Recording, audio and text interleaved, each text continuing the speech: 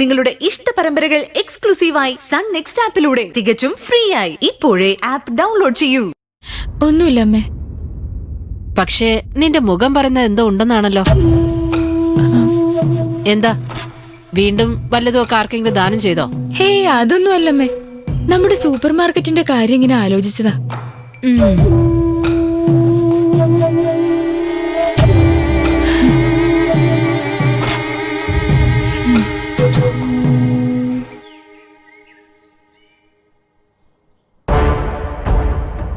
ഇതെന്താ കാറിന് വേദനിക്കുന്നു കരുതിയിട്ടാണോ ഇങ്ങനെ പതുക്കെ തുടക്കുന്നേ?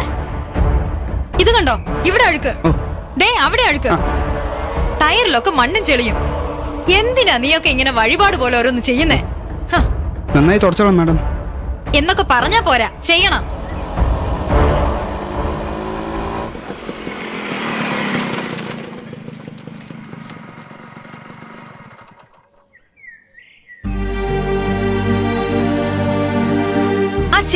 ചെയ്തോളാം.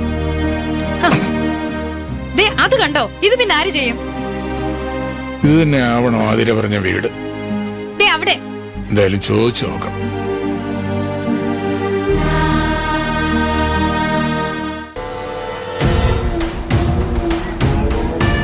നമസ്കാരം.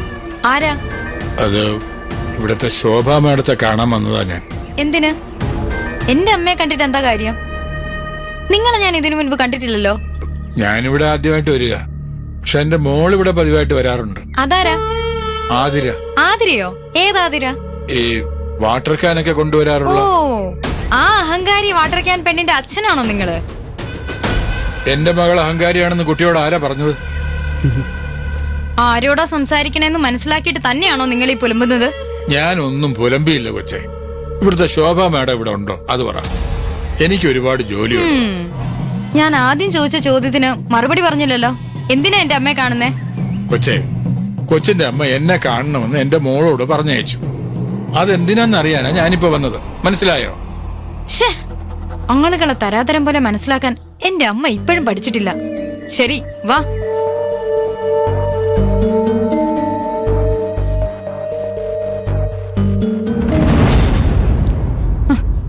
എവിടേക്കാ കേറി വരുന്നേ?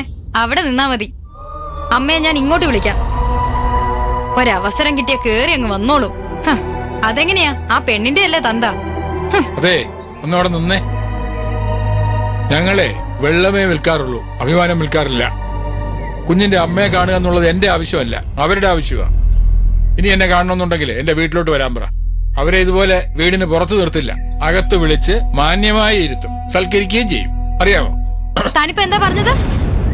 വീട് വീടാന്തരം 50 രൂപയ്ക്ക് വെള്ളം കൊടുത്ത് ജീവിക്കുന്ന തന്നെ കാണാൻ എന്റെ അമ്മ അങ്ങോട്ട് വരണോ? അഹങ്കാരം പറയുന്നോ? ഈ 2 മിനിറ്റ് സംസാരം കൊണ്ട് അഹങ്കാരി ആരാണെന്ന് എനിക്ക് മനസ്സിലായി. താൻ എന്താടോ പറഞ്ഞത്? ഞാൻ അഹങ്കാരിയാണെന്നോ? ഇറങ്ങണോ പുറത്ത്?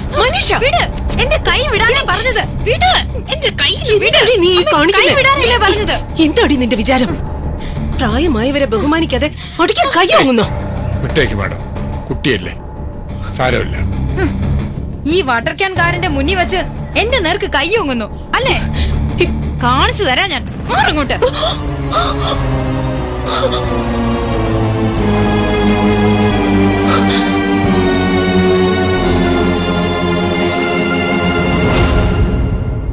സാർ ക്ഷമിക്കണം. എന്റെ മോളുടെ പെരുമാറ്റത്തില് ഞാൻ മാപ്പ് ചോദിക്കാം. അങ്ങനൊന്നും പറയരുത് മാഡം. എന്റെ മോള് പറഞ്ഞത് കേട്ടപ്പോഴാ മനസ്സിലായത് ആതിരയുടെ അച്ഛനല്ലേ. മോള് വന്നില്ലേ? ഇല്ല, അവൾ എന്നോട് പറഞ്ഞിരുന്നു. ഞാൻ ഇതുവഴി പോയപ്പോ ഒന്ന് കണ്ടിട്ട് പോവാമെന്ന് വിചാരിച്ചു. ഞാനിവിടെ വന്ന കാര്യം തന്നെ ആതിരയ്ക്ക് അറിയില്ല. ശരി ശരി. അയ്യോ, അകത്തേക്ക് വരൂ, അകത്തിരിക്കാം. വേണ്ട, ഞാൻ ഇവിടെ നിന്നോളാം. അല്ല, എന്നെ കാണണമെന്ന് മോളോട് പറഞ്ഞയച്ചത് എന്തിനായിരുന്നു? എന്റെ മോള് പറഞ്ഞത് കേട്ട് വിഷമം തോന്നിക്കാണോന്ന് എനിക്കറിയാം. അത് കാര്യമാക്കണ്ട. സർ അകത്തോട്ട് വരണം. അതൊന്നും സാരമില്ലെന്ന് ഞാൻ പറഞ്ഞല്ലോ. മാഡം കാര്യം പറയൂ. അത് ആതിരയുടെ വിനയവും ആത്മാർത്ഥതയും ഒക്കെ എനിക്കിവളെ ആദ്യം കണ്ടത് മുതലേ വളരെ ഇഷ്ടമായി. അതുകൊണ്ടാ അവളുടെ അച്ഛനെ ഒന്ന് കാണണമെന്ന് ഞാൻ ആഗ്രഹിച്ചത്. അവളുടെ സ്വഭാവം ഇത്ര നല്ലതാവാനുള്ള കാരണം നിങ്ങളായിരിക്കുമല്ലോ. സന്തോഷമായി മാഡം, വളരെ സന്തോഷമായി. സ്വന്തം മകളെ പുകഴ്ത്തുന്നത് കേട്ടാൽ ഏതച്ഛനാ സന്തോഷിക്കാതിരിക്കുക? അതിനേക്കാൾ വലിയൊരു സന്തോഷവും ഏതൊരച്ഛനെയും കാത്തിരിക്കുന്നുണ്ടാവുമല്ലോ. തന്റെ മകളെ നല്ലൊരു പയ്യനെ കണ്ടെത്തി ഏൽപ്പിച്ചു കൊടുക്കുമ്പോൾ ഉണ്ടാകുന്ന സന്തോഷം. അത് ശരിയാണ്. പക്ഷെ അതിനൊക്കെ അതിൻ്റെതായ സമയം വരണമല്ലോ. അതിന്റേതായ സമയം വന്നെങ്കിലോ? മനസ്സിലായില്ല. ആതിര ഞങ്ങളുടെ വീട്ടിലേക്ക് വലതുകാല് വെച്ച് കയറി വരുന്ന ഒരു ദിവസം ഞാൻ മനസ്സിൽ കാണുന്നു. എന്തേ, എന്റെ സ്വപ്നം നടക്കില്ലെന്നാണോ? മാഡം, ഞങ്ങളൊക്കെ വെറും ഇടത്തരക്കാരാണ്. അതുകൊണ്ട് ഇത്രയ്ക്ക് വലിയ സ്വപ്നമൊന്നും കാണാൻ ഞങ്ങൾക്ക് ഒരിക്കലും കഴിയില്ല. സർ തെറ്റിദ്ധരിച്ചു എന്ന് തോന്നുന്നു. ഈ വീട്ടിലേക്കല്ല ഞാൻ അവളെ വേണോന്ന് പറഞ്ഞത്. പിന്നെ എന്റെ ചേച്ചിയുടെ മകന്. ഓ, അവരും നിങ്ങൾ നേരത്തെ പറഞ്ഞതുപോലെ ഇടത്തരക്കാര് തന്നെയാ. അല്ല, ഇതിന് പെട്ടെന്നൊരു മറുപടി പറയാൻ എനിക്ക് മാത്രമായിട്ട് കഴിയില്ല മാഡം. ഞാൻ എന്റെ മകളുമായിട്ടൊന്ന് ആലോചിക്കട്ടെ, അതല്ലേ ശരി?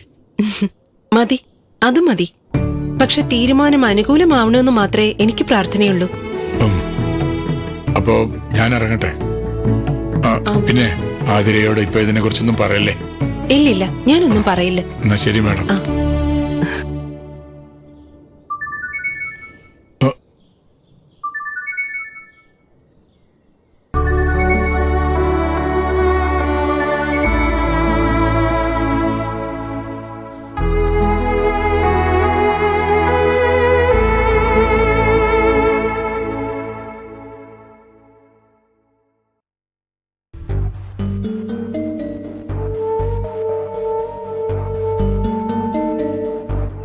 ആതിര ഫോൺ ചെയ്തപ്പോ ഞാൻ എടുത്തില്ല.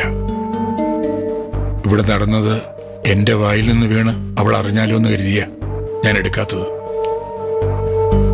വേണ്ട, അവളത് അറിയണ്ട. അറിഞ്ഞാൽ എന്റെ കുട്ടിക്ക് സഹിക്കാൻ കഴിയില്ല.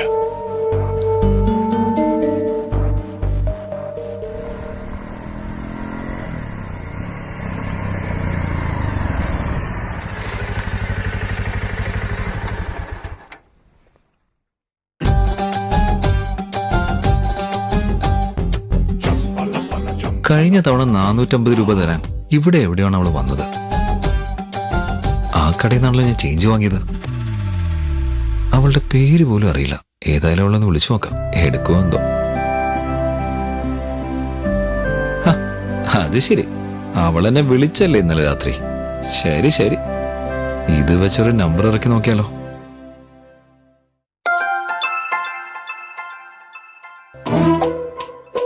ഓ, ഇതെപ്പോ ഓണാവുന്നും വെച്ച് കാത്തിരിക്കുകയായിരുന്നു കക്ഷി.